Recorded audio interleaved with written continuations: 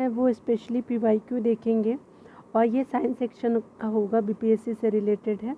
ठीक है, तो ये 68 BPSC में भी आपका जितने भी आपका जो है प्रश्न आए हैं उसको भी ऐड किया गया है, तो याद रखिएगा। ठीक है, यानी 68 BPSC भी इसमें आपका मर्ज है। ठीक है ना, तो चलिए यहाँ पे हम लोग देख लेते हैं साइंस सेक्शन को। यहाँ फिजिक्स को देखेंगे और बताया जा रहा है पहला प्रश्न में कि विद्युत धारा की इकाई क्या है, तो ये एम्पियर होती है, डी ऑप्शन हो जाएगा आपका। चलिए देख लीजिए डिटेल में क्या बोला जा रहा है। विद्युत धारा की एसआई जो इकाई है वो एम्पियर है और आपका 1 एम्पियर 1 कूलॉम प्रति सेकंड के आपके बराबर होता है। और ये आपका जो विद्युत धारा होता है आपका अदिश राशि होता है। ठीक है ना, देखिए यहाँ पे बताया जा रहा है कि निम्नलिखित में से किसमें आपका न्यूट्रॉन आपका नहीं होता, तो हाइड्रोजन में न्यूट्रॉन नहीं होता है, बाकी सारे में होते हैं।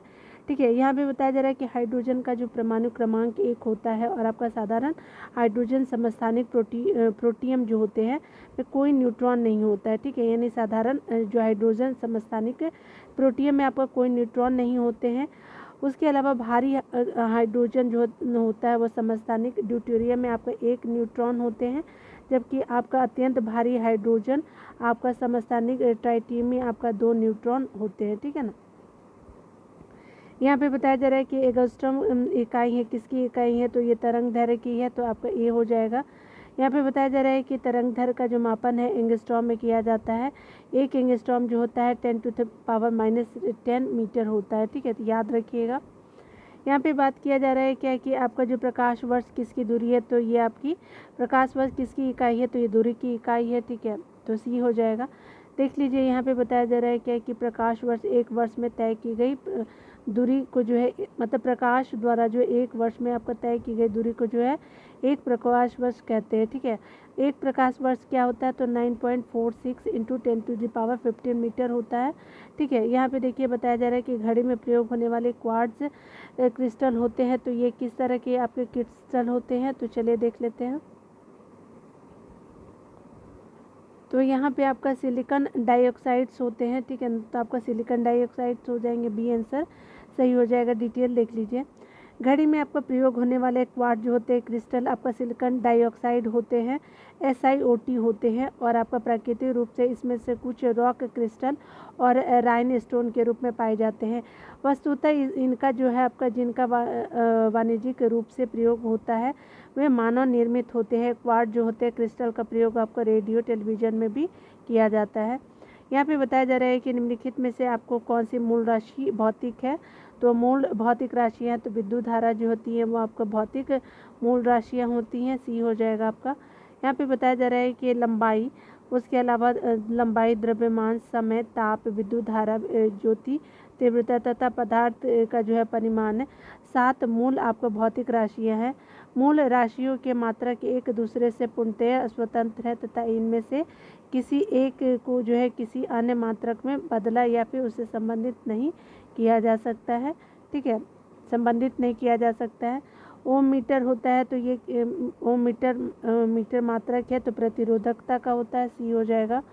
यहाँ पे बताया जा रहा है क्या कि किसी आपका पदार्थ की आपके विद्युत प्रतिरोधकता में से उस पदार्थ द्वारा जो है विद्युत धारा के प्रभाव का जो है वो विरोध करने की आपकी क्षमता का पता चलता है। कम प्रतिरोधकता वाले आपके पदार्थ आसानी से विद्युत आवेश को चलने देते हैं। उसके अलावा जो है इसकी एसआई इकाई जो है ओम मीटर है होती है। ठीक है ना, अगर आप देख सकते हैं कि आपका विद्युत प्रतिरोधकता का क्या होता है, R1/L होता है। ठीक है ना, उसके अलावा R क्या है, तो ये आपका जो है पदार्थ का विद्युत आपका प्रतिरोध होता है, जिस ओम का आपको इस तरह से आप देख सकते हैं। ठीक है, तो आपका साइन है। ठीक है ना, चलिए आगे देख लेते हैं। ये साइंस के स्टूडेंट के लिए है, it is not important for us. ठीक है, तो देखिए आपका प्रकाश जो है वो वर्ष इकाई है, तो किसका है, तो दूरी का हो जाएगा। जो इम्पॉर्टेंट नहीं है उसको स्किप करेंगे। देखिए प्रकाश द्वारा जो है वो 1 वर्ष में तय की गई दूरी को जो है वो आपका 1 प्रकाश वर्ष कहते हैं। 1 प्रकाश वर्ष जो होता है 9.46 इंटू 10⁻15 मीटर होता है। यहाँ पे बताया जा रहा है कि हर्ट्ज से आपका मापा जाता है, तो आपका आवृत्ति मापी जाती ए हो जाएगा। यहाँ पे बताया जा रहा है कि आवृत्ति का ऐसा ही मात्रक जो है हर्ट्ज होता है। अर्थात हर्ट्ज में आपका आवृत्ति को मापा जाता है। इसे जो है संकेत HZ द्वारा जो प्रदर्शित किया जाता है। एक आपका सामान्य मनुष्य यानी 20 हर्ट्ज से आपका लेकर के 20 हर्ट्ज से लेकर के 20,000 हर्ट्ज तक की आवृत्ति की ध्वनि सुन सकने में सक्षम होता है। ठीक है, यहाँ पे देखिए आवृत्ति को मापा जाता है तो किस में मापा जाता है, तो हर्ट्ज में मापा जाता है। ठीक है, विद्युत शक्ति की इकाई है तो वाट होती है, D हो जाएगा। यहाँ देखिए जो आपका है वो आपका जो विद्युत शक्ति का है तो V × I हो जाएगा। ठीक है, तो आप देख सकते हैं विद्युत शक्ति का जो SI आपका मात्रक है वाट होता है। ठीक है, दृश्य स्पेक्ट्रम आपका जो होते हैं तरंग दैर्घ्य की सीमा क्या होती है, तो दृश्य जो स्पेक्ट्रम के तरंग दैर्घ्य की सीमा क्या होती है, तो चलिए देख लेते हैं पूरा ऑप्शन को।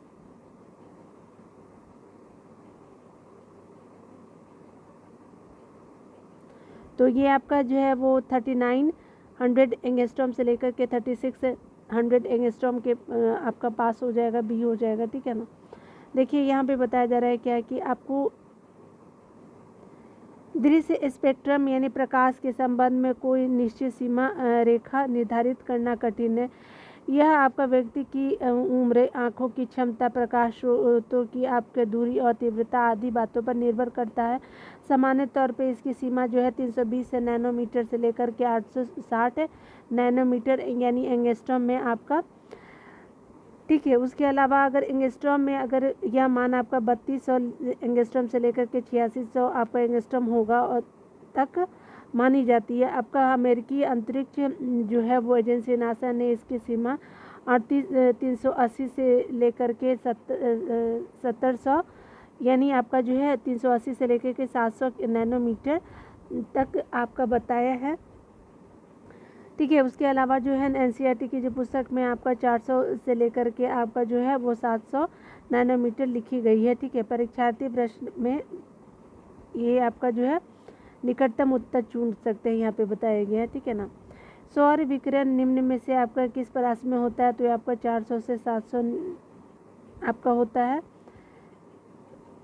आगे बताया जा रहा है कि आर्द्रता आपका किस उपकरण से मापी जाती है, तो हाइग्रोमीटर से मापी जाती है, तो B हो जाएगा।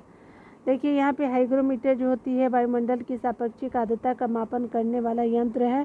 हाइड्रोमीटर से आपका द्रवों आपका जल के आपका तुलनात्मक घनत्व का मापन किया जाता है। दाब की इकाई है तो आपकी दाब की इकाई क्या है, तो न्यूटन प्रति वर्ग मीटर है आपका दाब की इकाई। ठीक है, तो याद रखिएगा।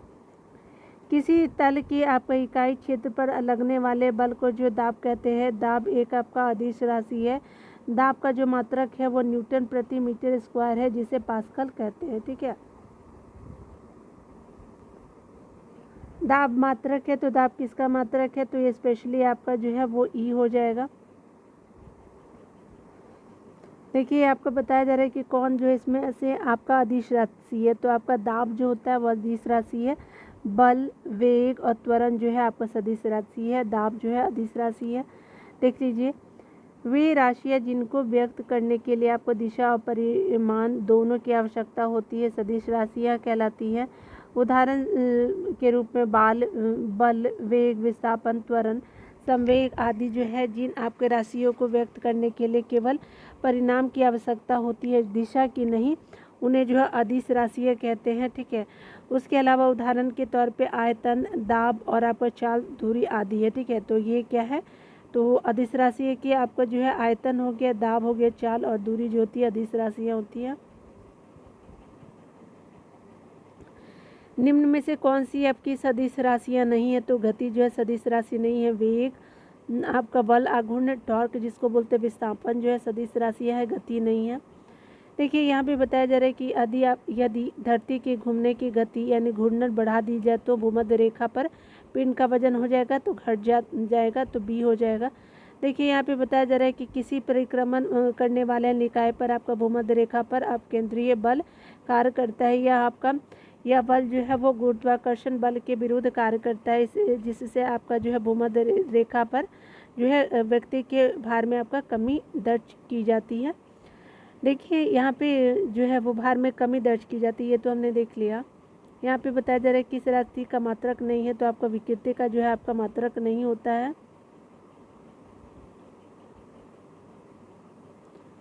यहाँ पे बोला जा रहा है कि किसी वस्तु की आपकी बीमा में आया परिवर्तन और उस वस्तु की मूल बीमा के अनुपात को जो विकृति कहते हैं। विकृति एक बीमाहीन राशि है, अर्थात इसका कोई मात्रक नहीं होता। देखिए यहाँ पे बताया जाए निम्नलिखित में से आपको किस तरीके से 1 वोल्ट व्यक्त किया जाता है। तो आपका जो 1 वोल्ट व्यक्त किया जा सकता है 1 जूल प्रति किलोम 1 जूल प्रति किलोम जो है आपका जो है 1 वोल्ट व्यक्त किया जाता है, ये हो जाएगा। यहाँ पे बताया जा रहा है कि 1 वोल्ट को जो है 1 कूलम के आपका विद्युत यानी आपका 1 वोल्ट को जो है 1 कूलम के विद्युत आवेश के प्रति जूल की आपकी ऊर्जा खपत के रूप में परिभाषित किया जाता है। 1 वोल्ट बराबर आपका 1 जूल प्रति कूलम होता है, यानी ये सही हो जाएगा। देखिए यहाँ पे बताया जा रहा है कि एक वस्तु का जो भार है वो पृथ्वी की सतह पे आपको मापने पे 100 आपका न्यूटन आता है। इसका भार चंद्रमा की सतह पे मापने पर कितना हो जाएगा, तो 16 दशमलव जो है वो 7 न्यूटन हो जाएगा। ठीक है, पृथ्वी पे कितना है तो आपका 100 न्यूटन, चंद्रमा पे 16.7 न्यूटन हो जाएगा। तो देखिए पृथ्वी की तुलना में चंद्रमा पे जो है गुरुत्वाकर्षण बल आपका पृथ्वी के गुरुत्वाकर्षण बल का 1/6 गुना होता है। इसलिए आपका चंद्रमा पे आपका किसी वस्तु का भार आपका पृथ्वी का भार का जो है 1/6 होता है। भार जो है 1/6 पृथ्वी पर जो है आपका 1/6 है। तो ठीक है, तो आप क्या करेंगे कि आप 1/6 को क्या करेंगे 100 से डिवाइड कर देंगे, मतलब 100 को 1/6 से आप डिवाइड करेंगे तो आपका 16.67 हो जाएगा। ठीक है ना। चलिए देखिए यहाँ पे बताया जा रहा है कि आपको सही बताना है इसमें से। तो लाल प्रकाश का तरंगदैर्घ्य आपका जो होता है बैगनी प्रकाश से ज़्यादा होता है, यानी आपका लाल का वेवलेंथ ज़्यादा होता है और बैगनी का कम होता है, तो बी हो जाएगा।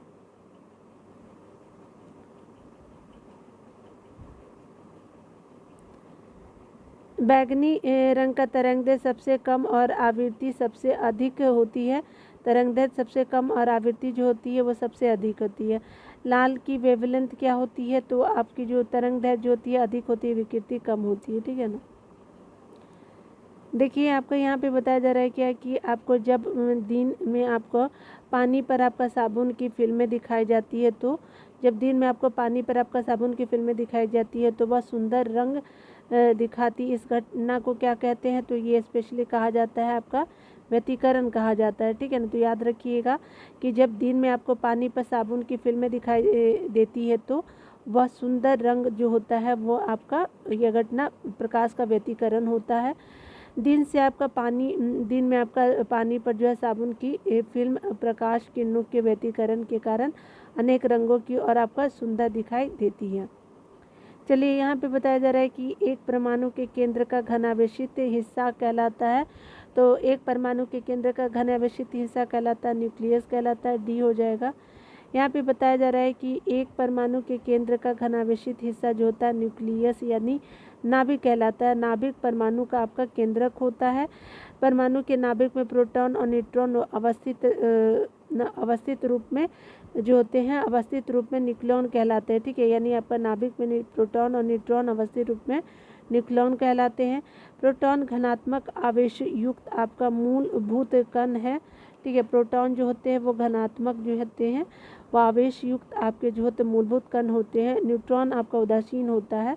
ठीक है ना, जिस कारण जो है नाभिक घनावेशित होता है। ठीक है, प्रोटॉन न्यूट्रॉन का द्रव्यमान जो होता है 1.672 इंटू 10⁻27 kg होता है और इसकी खोज जो है ई गोल्डस्टीन ने किया था और जेम्स चैडविक ने किया था। तो आपके गोल्डस्टीन प्रोटॉन, चैडविक आपका न्यूट्रॉन का खोज करते हैं।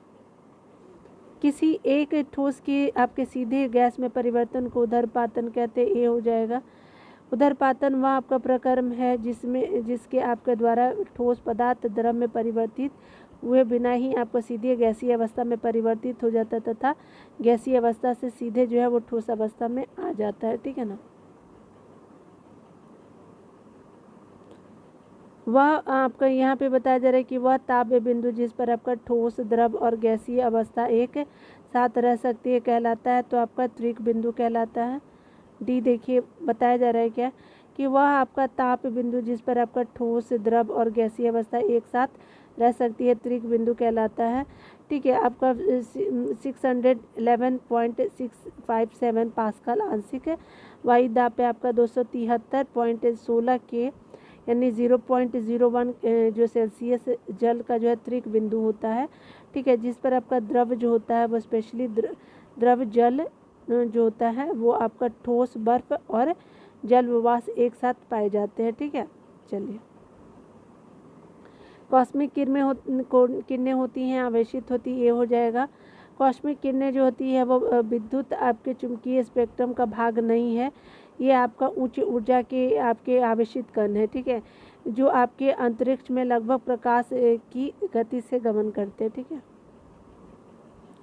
यहाँ पे बताया जा रहा है कि 2G स्पेक्ट्रम में आपका जी किस शब्द के लिए प्रयुक्त होता है, तो जनरेशन होता है, सी हो जाएगा।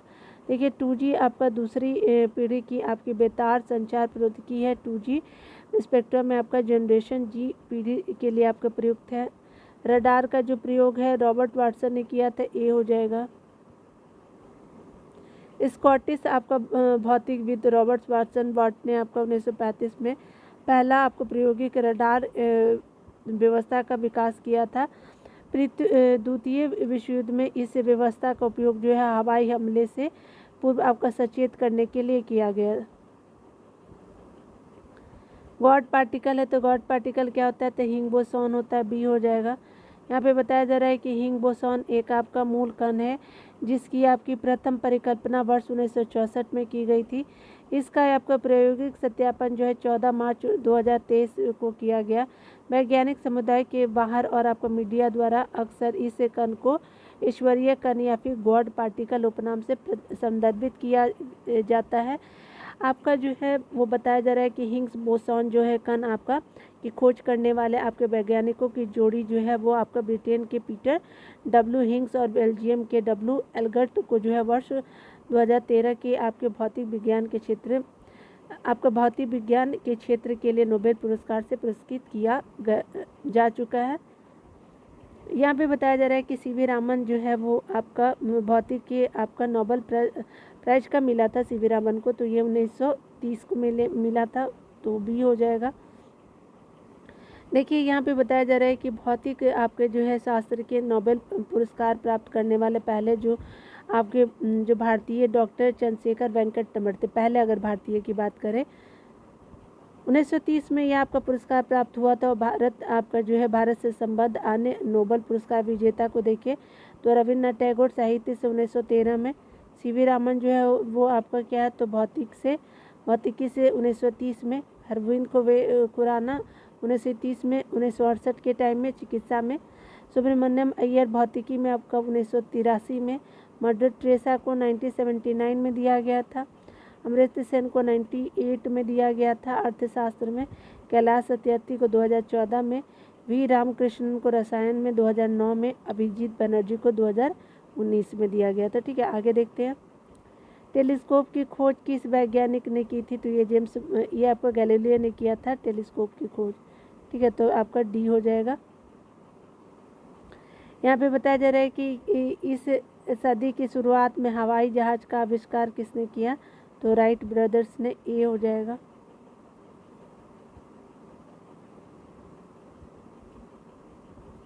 यहाँ पे बताया जा रहा है कि राइट ब्रदर्स ने जो है आपका हवाई जहाज का आविष्कार किया। 1 माइक्रोन बराबर है तो आपका 1/1000 आपका 1000 मिलीमीटर है। ठीक है, सी हो जाएगा। 1 माइक्रोन बराबर आपका 10⁻³ mm हो जाएगा, 1/1000 mm हो जाएगा। यहाँ पे बताया जा रहा है कि आपका 104 डिग्री सेल्सियस का मान फ़ारेनहाइट स्केल पे होता है, 104 डिग्री फ़ारेनहाइट। ठीक है, ए हो जाएगा। ठीक है ना, तो देखिए आपका जो आपका क्या है तो फ़ारेनहाइट में आपको बताना था इसको। तो देखिए फ़ारेनहाइट का क्या होता है आपका फार्मूला 9/5 और डिग्री सेल्सियस को क्या करना है आपको रखना है, यहाँ वैल्यू आपका 9 रखना, 5 और डिग्री सेल्सियस कितना है आपका 40 है, इंटू 35 कर दीजिएगा और उसको सॉल्व कर लीजिएगा तो आपका फ़ारेनहाइट में 104 आएगा। क्रोमेटोग्राफी की तकनीक का प्रयोग होता है, किसके लिए होता है, तो चलिए देख लेते हैं। आपको बताया जा रहा है कि किसी मिश्रण में विभिन्न पदार्थों को अलग करने में क्रोमेटोग्राफी तकनीक का प्रयोग होता है। ठीक है, तो आपका जो है वो दिया हुआ है रंगीन पदार्थ। ठीक है, यहाँ पे और आपका जो है वो स्पेशली जो होता है क्रोमेटोग्राफी आपका तकनीक का उपयोग जो है वो आपका विटामिन और प्रोटीनों के पृथक्करण में किया जाता है। प्रारंभ में क्रोमेटोग्राफी तकनीक का जो उपयोग आपको पदार्थ को उनके रंग के आधार पर अलग करने के लिए किया जाता है। ठीक है, गति को सर्वप्रथम किसने आपका परिभाषित किया था, तो ये गैलीलियो थे, ये हो जाएगा। देखिए गैलीलियो ने भी आपका सर्वप्रथम एक समान आपका रेखीय गति को जो परिभाषित किया, उनके अनुसार जो है प्रति इकाई समय में आपका समय में तय की गई दूरी को जो है गति कहते हैं। बाद में न्यूटन ने आपका जो है पिंडों एवं वस्तुओं की गति का वर्णन करने के लिए गति के नियम को जो प्रतिपादित किया था। तो न्यूटन ने आपको पिंडों और वस्तुओं की गति का वर्णन करने के लिए गति के नियम प्रतिपादित किए थे। ठीक है,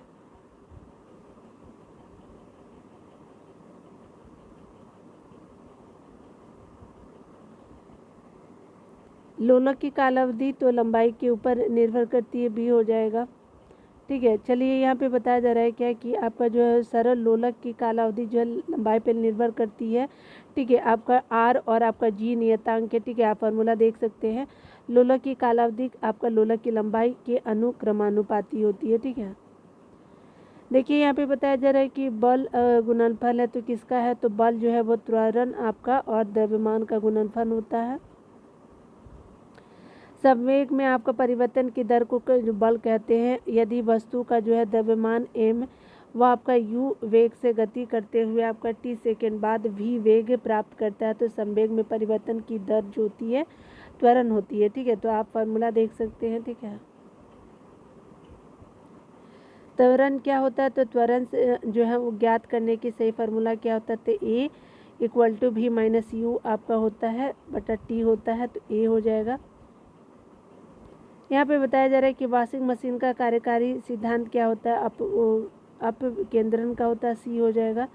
देखिए यहाँ पे बताया जा रहा है कि वॉशिंग मशीन अपकेंद्रण के सिद्धांत पे कार्य करती है। वह आपका प्रतिक्रिया बल जो परिमाण में आपका अभिकेंद्री बल के बराबर होती है, परंतु जिसकी दिशा अभिकेंद्री बल के विपरीत अर्थात आपका केंद्र से बाहर की ओर होती है, अपकेंद्री बल कहलाता है। कपड़ा साफ करने की मशीन हो गई, दूध से मक्खन निकालने की मशीन हो गई, कपड़ा साफ करने की मशीन हो गई। ठीक है, उसके अलावा दूध से मक्खन निकालने की मशीन हो गई, अब केंद्रीय बल के सिद्धांत पर कार्य करती है।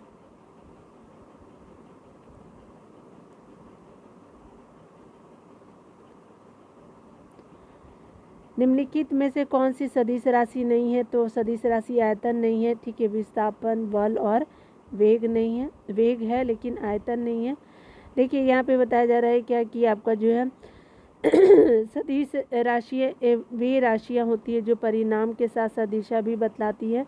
विस्थापन, वेग, बल और जो है सदिश राशियाँ होती है।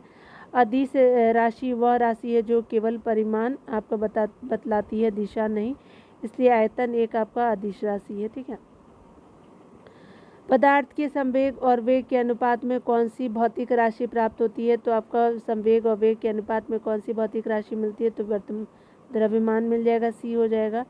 यदि किसी वस्तु का द्रव्यमान m और आपका वस्तु का वेग v है, तो उसका संवेग क्या होगा, mv हो जाएगा। ठीक है, और अगर संवेग और वेग का अनुपात पूछे तो संवेग बटा क्या होता है, vp आपका हो जाएगा। ठीक है, अनुपात p बटा v हो जाएगा। ठीक है, इस तरह से आप देख सकते हो। 1 किलोमीटर दूरी होती है तो 1000 मीटर दूरी होती है। ठीक है, तो देखिए 1 किलोमीटर जो होती है 1000 मीटर के बराबर होती है। 100 मीटर कितने होती है, तो 1 हेक्टोमीटर के बराबर होती है। आपको 1000 सेंटीमीटर क्या होती है, तो 1 डेकामीटर के बराबर होती है। और 100 सेंटीमीटर क्या होती है, तो 1 मीटर के बराबर होती है। ठीक है, 1 पिकोग्राम हो बराबर होता है तो आपका 10⁻⁻12 ग्राम के बराबर होता है। 1 पिकोग्राम जो होता है 10⁻⁻12 ग्राम के बराबर होता है। ठीक है ना। देखिए यहाँ पे बताया जा रहा है कि आप एक लिफ्ट में खड़े हैं, लिफ्ट के फर्श पर आपके भार द्वारा लग रहा बल है। तो देखिए लिफ्ट के 9.8 जो है मीटर प्रति सेकेंड स्क्वायर के दर से जो है नीचे आते समय शून्य होगा। ठीक है, तो ऊपर जाते समय आपका जो नीचे आते समय क्या होता है, शून्य होगा। ठीक है ना, बी हो जाएगा। जा रहा है क्या कि आपका लिफ्ट के 9.8 मीटर प्रति सेकंड आपका स्क्वायर के त्वरण से नीचे आती समय लिफ्ट की आपके फर्श पर आपके व्यक्ति का दबाव नहीं पड़ता है, अतः उस समय जो है आपका फर्श पर आपका उसके द्वारा लग रहा बल क्या होगा, तो शून्य होगा।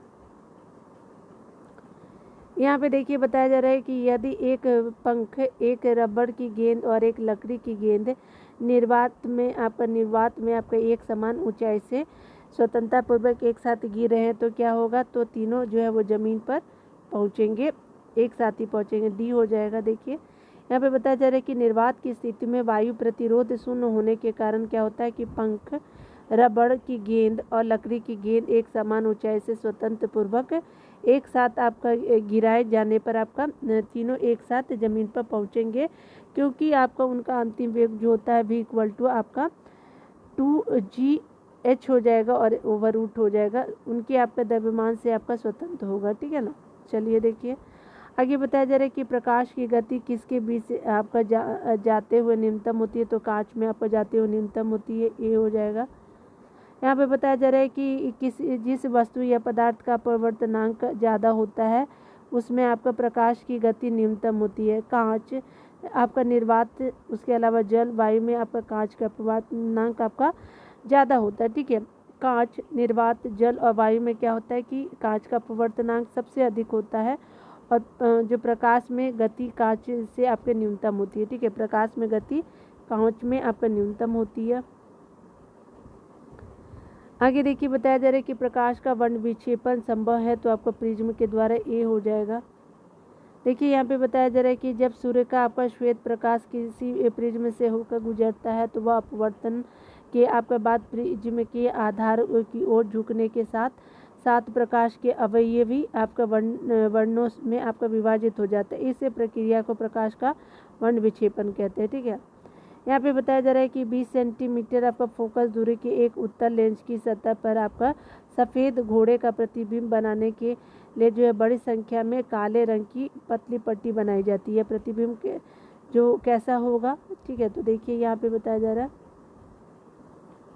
तो ये प्रतिबिंब क्या होगा, तो आपका जो होगा यहाँ पे कम चमक वाला एक घोड़ा। ठीक है, तो आपका क्या होगा, यह प्रतिबिंब कैसा होगा, तो कम चमक वाला घोड़ा, एक घोड़ा। ठीक है, तो याद रखिएगा, एक बार फिर से देख लीजिए। 20 सेंटीमीटर आपका फोकस दूरी के एक उत्तल लेंस की सतह पे आपका सफ़ेद घोड़े का प्रतिबिंब बनाने के लिए आपके बड़ी संख्या में काले रंग की पतली आपकी पट्टियाँ बनाई जाती है, तो कम चमक वाला आपका एक घोड़ा का। ठीक है, तो याद रखिएगा।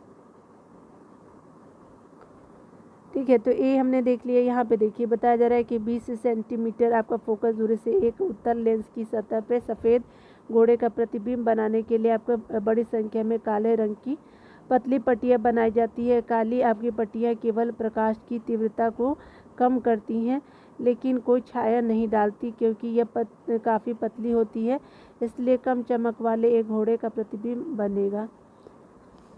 यहाँ पे बताया जा रहा है कि आपकी ध्वनि की तीक्ष्णता किसके द्वारा निर्धारित की जाती है, तो आपकी ध्वनि का तरंग दैर्घ्य से जो है वो ध्वनि की तीक्ष्णता जो है निर्धारित की जाती है, तो सी हो जाएगा।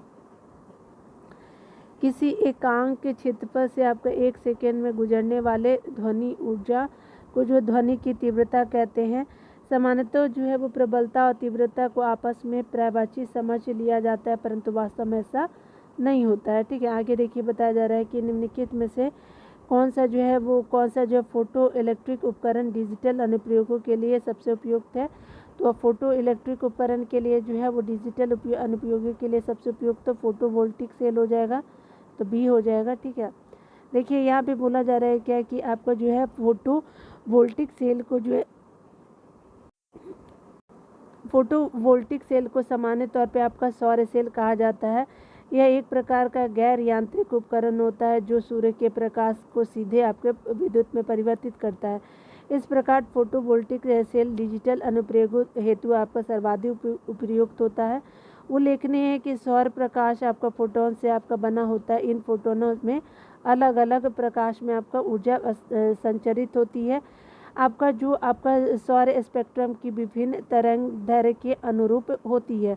विदित हो कि फोटोवोल्टिक सेल जो होते हैं अर्धचालक पदार्थों से बने होते हैं।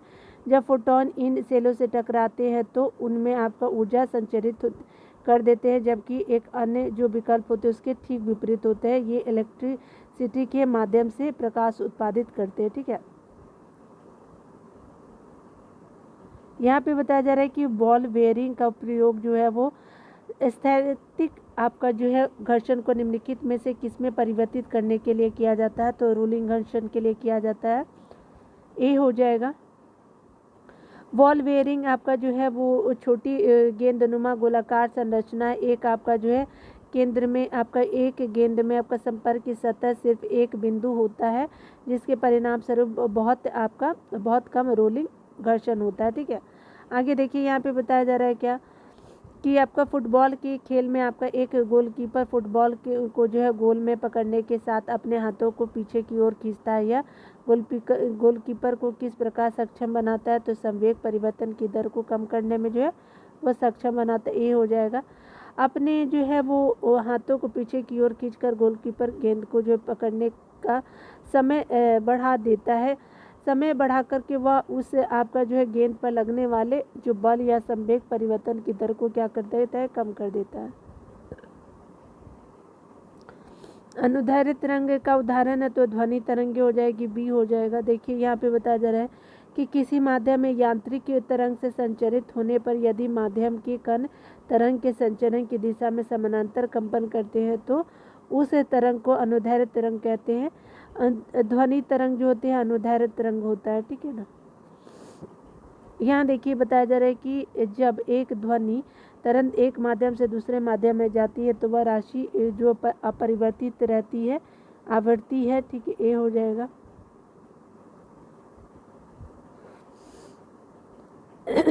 यहाँ पे देखिए ध्वनि एक आपका स्थान से दूसरे स्थान पर तरंगों के रूप में आपका गमन करती है। ध्वनि तरंग जो होते हैं अनुदैर्ध्य यांत्रिक तरंगे होती है। जब ध्वनि एक आपका माध्यम से दूसरे माध्यम में जाती है तो ध्वनि की चाल अथवा तरंग दर बदल जाती है, जबकि आवृत्ति नहीं बदलती। ठीक है, आगे देखिए वायु में आपका ध्वनि तरंग होती है तो अनुदैर्ध्य होती है, बी हो जाएगा। यहाँ पे बताया जा रहा है कि आपका ध्वनि तरंगे जो होते हैं यांत्रिक आपकी तरंगे कहलाती हैं, क्योंकि उनके संचरण के लिए जो है द्रव्यात्मक माध्यम ठोस, द्रव्य या गैस वायु की आवश्यकता होती है। वायु या फिर गैस में ध्वनि तरंग आपका अनुदैर्ध्य होती है, क्योंकि इस माध्यम से घटक तरंगों की गति की दिशा के अनुदिश दोलन करते हैं। ठीक है, यहाँ पे बताया जा रहा है कि रेत और नेफ्थलीन के मिश्रण को किसके द्वारा जो पृथक किया जा सकता है? तो उदरपातन यानी सब्लिमेशन के द्वारा अलग किया जाता है। नेफ्थलीन उदरपातन का जो गुण जो है प्रदर्शित करता है। रेत और आपका नेफ्थलीन के मिश्रण को उदरपातन यानी सब्लिमेशन द्वारा अलग किया जाता है। उदरपातन वह आपका प्रक्रिया है जिसमें कोई पदार्थ ठोस अवस्था से आपका वाष्पावस्था में बिना जो है तरल अवस्था ग्रहण किए हुए परिवर्तित हो जाते हैं। देखिए यहाँ पे बताया जा रहा है कि विद्युत आपका शक्ति की इकाई है तो जो है वो वाट हो जाएगा, डी हो जाएगा। चलिए डिटेल देख लीजिए। भौतिकी में आपका शक्ति विद्युत शक्ति की वह दर जिस पर कि कोई कार्य किया जाता है या ऊर्जा संचरित होती है। ठीक है, शक्ति बराबर क्या होता है? कार्य बटा समय होता है। विद्युत शक्ति की इकाई जो होती है वाट होती है, जो जूल प्रति सेकंड के बराबर होती है। ठीक है, देखिए यहाँ पे बताया जा रहा है कि निम्नलिखित में से कौन सा सही सुमेलित नहीं है? तो कौन सुमेलित नहीं है? तो चलिए यहाँ देख लीजिए। आपका वोल्ट मीटर तो आपका सुमेलित है। चलिए देख लेते हैं। यहाँ पे गैल्वेनोमीटर जो है वो आपका सुमेलित नहीं है। विद्युत प्रतिरोध नहीं है तो पोटेंशियोमीटर विद्युत वाहक आपका सही है। ठीक है, तो आगे देख लेते हैं। गैल्वेनोमीटर का जो प्रयोग एक विद्युत धारा को विद्युत धारा को रिएक्टर करने में हेतु किया जाता है। विद्युत प्रतिरोध का मापन ओम मीटर द्वारा किया जाता है। ठीक है, यहाँ पे हमने देख लिया। यहाँ पे देखिए बताया जा रहा है कि टरबाइन एवं डायनेमो से विद्युत प्राप्त करने में किस ऊर्जा का जो है रासायनिक ऊर्जा में आपका परिवर्तित करते हैं? तो आपका जो मैकेनिकल ऊर्जा को करते हैं, सी हो जाएगा। देखिए आपका टरबाइन या फिर आपका डायनेमो में बिजली प्राप्त करने के लिए यांत्रिक ऊर्जा यानी मैकेनिकल को जो है विद्युत ऊर्जा में परिवर्तित किया जाता है। ठीक है, यहाँ पे बताया जा रहा है क्या कि एलईडी जो होते हैं प्रकाश उत्सर्जक डायोड के संदर्भ में कौन सा कथन गलत है। तो देखिए एलईडी में आपका पारा युक्त होता है जो मनुष्यों के लिए आपका जो हानिकारक होता है, सी आपका गलत है। ठीक है, देख लीजिए कौन कौन सही है। तो एलईडी जो प्रकाश स्रोत ऊर्जा का कम खपत करता है, बिल्कुल। एलईडी प्रकाश बल्बों में अधिक अवधि तक कार्य करता है, बिल्कुल सही। एलईडी का ट्रैफिक सिग्नल लाइटों में प्रयोग किया जाता है। ठीक है, तो सी गलत हो गया, आपने देख लिया। देखिए यहाँ पे एलईडी प्रकाश उत्सर्जक डायोड एक आपका अर्धचालक उपकरण है जो विद्युत धारा प्रवाहित होने पर आपका प्रकाश उत्पादन करता है। इसके मिश्रण में आपका gallium phosphide, Indian gallium nitride आदि का उपयोग किया जाता है। इसमें आपका पारा यानी Hg का प्रयोग नहीं किया जाता है। ठीक है ना। देखिए यहाँ पे बताया जा रहा है कि केंद्राभिमुखी बल किसके लिए आपका जिम्मेदार है। तो ये वस्तुओं को वृत्ताकार पथ पर आपका गतिमान करने के लिए आपका जो है वो जिम्मेवार है, बी हो जाएगा। ठीक है, डिटेल देख लेते हैं। एक समान आपका वित्तीय गति में आपका गति स्थिर होती है। एक समान वित्तीय गति में गति क्या होती है, स्थिर होती है, लेकिन दिशा बदलती है। ठीक है, दिशा वेग बदलने के लिए जो है जिस बल की आवश्यकता होती है उसे अभी केंद्र बल कहते हैं। यानी दिशा यानी वेग बदलने के लिए जिस बल की आवश्यकता है उसे अभी केंद्र बल कहते हैं। उदाहरण के लिए यदि कोई किसी डोरी से बंधे हुए पत्थर को कोई व्यक्ति घुमाता है तो वह आपका अभिकेंद्री यानी केंद्राभिमुखी बल कहलाता है। ठीक है, तो ये हमने देख लिया। आज यहीं तक रहने देते हैं ना। ठीक है ना, खुद का ख्याल रखिए, पढ़ते रहे, टेक केयर।